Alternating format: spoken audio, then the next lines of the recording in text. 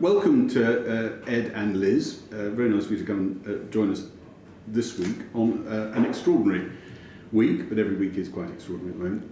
Absolutely. Where do you think, one of the big themes of the week has been watching cooperation across the floor of the House emerge, an embryonic form perhaps on Brexit. And I'm just wondering where you think it really can go, Liz. I mean, how far can it go? We're all assuming Theresa May can't get her deal through next week. Well, I think it's probably going to go all the way in the sense that, a minority government plus the biggest issue the country has faced, certainly in my political lifetime, and I should say a speaker who champions the rights of backbenchers, means many of us feel not just able but compelled to work together to try and get us out of this mess. And whilst a lot of people think, this will all be over and done and dusted next week, Brexit's going to dominate political debate for the rest of my political lifetime. So I think right now in this Parliament, the need to work together to get some sort of answer to the problems we face is imperative. Ed, I hesitate to repeat the phrase all the way, but... It's been going on, I think, for a while. I think, like any relationship, it takes time to develop, and it started with things like Chuka Umunna and Anna Soubry having an all-party group on leaving the EU. Clearly, there's a core of centrist backbenchers on both sides of the aisle, as it were, Labour and Conservative, who want to see a Brexit that has the least impact on our economy and people's livelihoods and jobs, and they are prepared to work together. I think the other interesting thing is Nick Bowles and Stephen Kinnock very much pushing what is their plan B on the basis that they support Nick supports the agreement, and if it is voted down, they feel they should be ready with an alternative. That is an example of a group of Labour MPs and Conservative MPs, I'm one of them now, who meet regularly to discuss and support that as an alternative. So there is cross-party cooperation. I wouldn't necessarily go as far as Liz. I think tribal politics is still there. Party loyalties run deep. It's very hard to see how we completely break out of that. But I think, I'm going on a bit here, but what I think happened yesterday... Do you not think on Brexit, I absolutely agree with that. This is, I think, very specifically about Brexit. Yeah. I'm not making that claim more wide. This is, well, it's about the issue of Brexit. What I mean is that I don't see how any solution can come forward that doesn't command cross-party support. And that is why I think if we're going to get out of this mess, we need that to happen. And what I thought was significant about the two votes this week, particularly, funny enough, the procedural one, which sounds like the sort of boring plumbing, it was effectively backbenchers agreeing that they were going to sort of seize control. There were two significant votes where backbenchers seized control by saying we won't allow no deal and we're going to push this timetable. There'll be another amendment, I understand it, next week from Caroline Spellman. Again, not someone you would put on at the extreme of either camp. Not on the barricades. On no deal, which again, her own letter that she sent to the Prime Minister against no deal, because she represents manufacturing, was signed by MPs from all sides, more than 200. So it is breaking out, and it's breaking out on no deal. It's breaking out on let's get a move on, don't let the government dictate the timetable. How do we get to where we unite? Can you actually support something rather than oppose it? Exactly.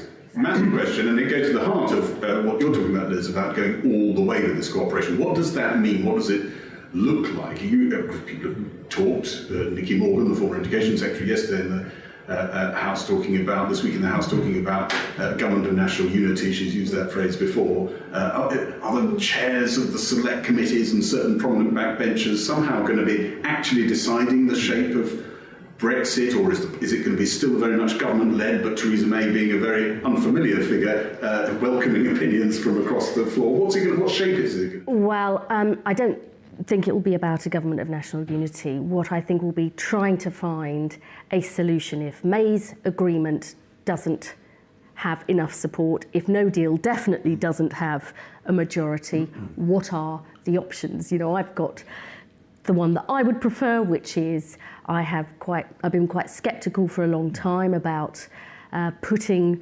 a decision back to the public. I've been nervous about that.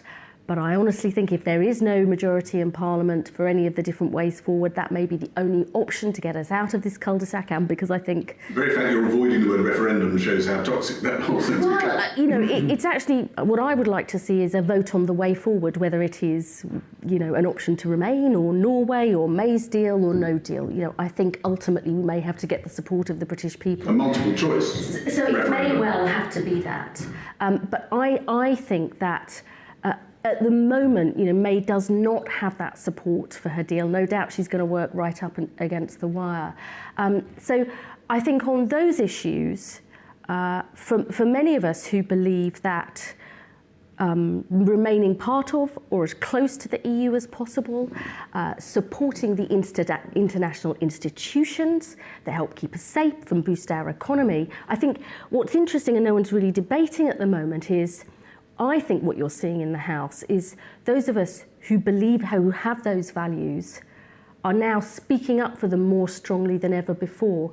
We have seen what the extremes have done, trying to, I believe, rip our country apart. And we need to find the courage of our convictions and make that, in my view, progressive case for our internationalist values. And I think that is where we need to move to next. So you jumped all the way to the second referendum. You think there could be a majority in the House for that? I am sceptical about that too. That's my preferred option, and I think you're going to see... So you might have to compromise and go for something else. You're ready for that. At the moment, softer version of Brexit, presumably, would appear. Well, no, at the moment, I think that a referendum will be the way that not just we get out of the mess, but that we'll need the public's support for whatever happens now, because what's on offer is so very different from what's being proposed. I'm trying to make a deeper point here, which is the people that have been working together, I think, have realised that if you believe in that international rules-based order, if you believe that our country is stronger working with others, if you believe that global challenges require global solutions, you've got to make the case for those values. And I think probably that's what people on both sides of the House who are working together have in common. The debates about all the ins and outs and the processes of Brexit are about something much deeper, about who we are as a country, and how we see our place in the rest of the world. When you say that Brexit will dominate